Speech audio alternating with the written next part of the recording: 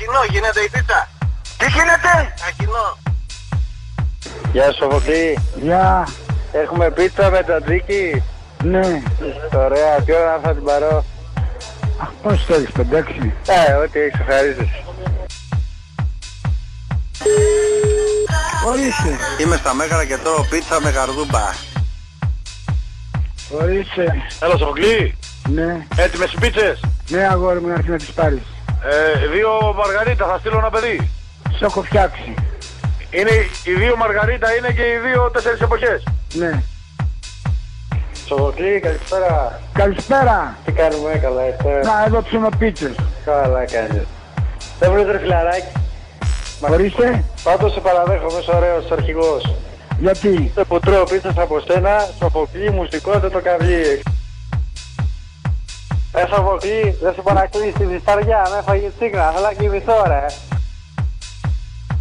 Ορίστε. Ναι, καλησπέρα. Καλησπέρα. Μια παραγγελία. Ορίστε.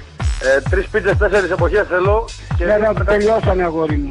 Ορίστε. Μου τελειώσανε. Έχουμε καθόλου με ατζούγες και ανανά? Έχω αρχίδια. Σοφοκλή. Είπατε 5 πίτσες στο χήμα της καρδιάς. Είναι έτοιμες, έλα πάρ'. Ένα κιλοτάκι πάνω κανατάκια. Ορίστε.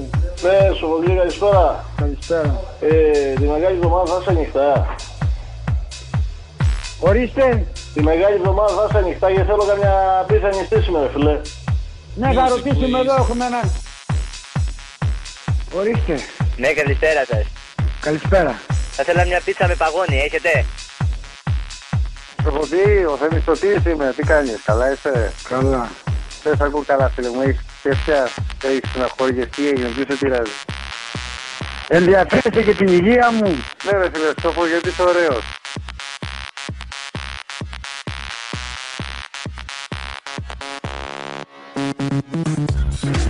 Ορίστε. Καλησπέρα Σοφοκλή. Καλησπέρα. Τι έγινε? Άντε γαμίσου ρε μουνόπανο. Σοφοκλή. Άντε γαμίσου. Μια πίτσα. Αρχίδι. Μου έχει ταλίσει τα χέρια.